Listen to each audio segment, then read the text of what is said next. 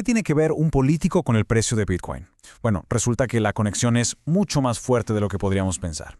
Hoy vamos a explorar justamente eso, cómo las acciones de una figura como Donald Trump terminan moviendo los hilos en el mundo teóricamente descentralizado de las criptomonedas. Y aquí está la pregunta del millón, ¿no? ¿De verdad una sola persona desde la política puede controlar el mercado cripto o es pura coincidencia? Pues vamos a meternos de lleno en esto para ver qué encontramos. Por un buen tiempo, se creía que las cripto vivían como en una burbuja, totalmente ajenas a lo que pasaba en la política. Pero esa idea ya se quedó atrás. La realidad es que el mercado cripto reacciona, y vaya que reacciona fuerte a las noticias políticas. Esto nos dice que hay algo más, una conexión mucho más profunda de lo que se ve a simple vista. Ok, para entender cómo funciona esto, empecemos por un lado de la moneda, el negativo, los vientos en contra. Vamos a ver cómo algunas decisiones políticas han sido básicamente un balde de agua fría para el mercado cripto. El primer punto clave, los aranceles comerciales. Sí, una herramienta económica de toda la vida, pero sus efectos, como vamos a ver, crean olas que llegan hasta las costas del mundo digital. Y miren esto, es un efecto dominó clarísimo. Todo empieza con un anuncio político. De ahí se desata el miedo y la incertidumbre en todo el mundo. ¿Y qué pasa cuando los inversionistas sienten pánico? Exacto, se deshacen de lo más riesgoso, como las acciones de tecnología o, claro, las criptomonedas, y corren a buscar refugio en algo más seguro. Pero ojo, no todo es sobre políticas comerciales. Hay otro factor, uno un poco más sutil, que tiene que ver con personas, específicamente a quién se nombra para puestos clave, porque eso puede cambiar todas las reglas del juego para el mercado. Y este es un ejemplo perfecto. Solo el rumor, la posibilidad de que Kevin Warsh pudiera dirigir la Reserva Federal fue suficiente para sacudir todo. ¿Por qué?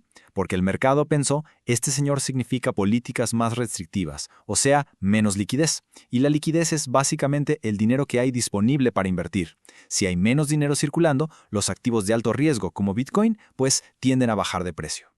Ok, entonces tenemos aranceles que tiran los precios para abajo, nombramientos que también. Parece que ya está, ¿no? ¿Caso cerrado? Pues no tan rápido, porque esta historia tiene otro lado. Ahora, démosle la vuelta a la tortilla. Vamos a ver el otro lado de la historia, porque créanlo o no, la misma fuente que generó miedo también ha provocado momentos de euforia y optimismo. Por ejemplo, después de la victoria electoral de 2024, ¿qué pasó? Bitcoin se fue a las nubes, récords históricos.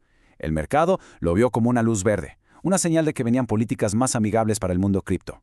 Y luego está esto, la simple propuesta de que el gobierno pudiera tener Bitcoin y Ethereum en sus reservas, ¡boom! Solo la idea hizo que los precios subieran. Queda claro que la influencia va en los dos sentidos. Entonces, tenemos caídas por un lado y subidas espectaculares por el otro. Esto nos trae de vuelta a la pregunta original. Al final, ¿esta influencia es buena o es mala para Bitcoin? Y la respuesta, como suele pasar, no es un simple sí o no, no es blanco-negro. La clave aquí es entender una palabra, catalizador. Trump no es un controlador directo, es un catalizador. Un momento, ¿qué es un catalizador en este caso? Pensemos en esto. Un catalizador inicia una reacción, pero no decide cómo termina. Las acciones políticas no son un interruptor que dice Bitcoin sube o Bitcoin baja. No. Lo que hacen es cambiar todo el escenario económico, el panorama macro, y el mercado es el que reacciona a ese nuevo escenario. Esta tabla lo deja clarísimo. Por un lado está el mito, la idea de un control directo. Como si un político dijera, vendan Bitcoin, y todos obedecieran. Pero la realidad es mucho más sutil. Es una influencia indirecta. Cuando se anuncia una nueva política comercial, no es una orden, es un cambio en las reglas del juego. Y eso altera todo, la percepción de riesgo, el dinero disponible y, por supuesto, hacia dónde se mueve el capital. Entonces, ¿qué es lo que se mueve de verdad? No es el precio directamente, son estas grandes piezas del tablero macroeconómico.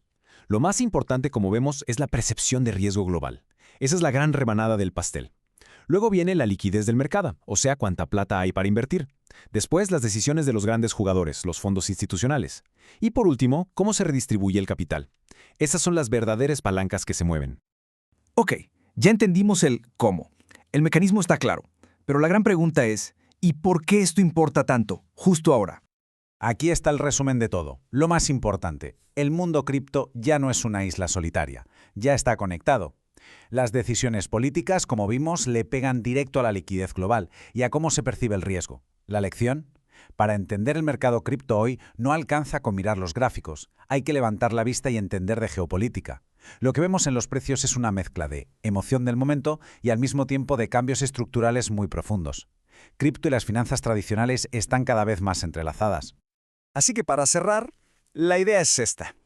Si de verdad queremos tener una idea de hacia dónde va el mercado cripto, ya no es suficiente ser un experto en gráficos. Ahora es fundamental leer el mundo, leer la política global. Y todo esto nos deja con una última pregunta para pensar, ¿no? Si la política es ahora uno de los grandes motores de las criptomonedas, entonces, ¿cuáles son los próximos eventos, las próximas decisiones o los nombramientos que deberíamos tener en el radar?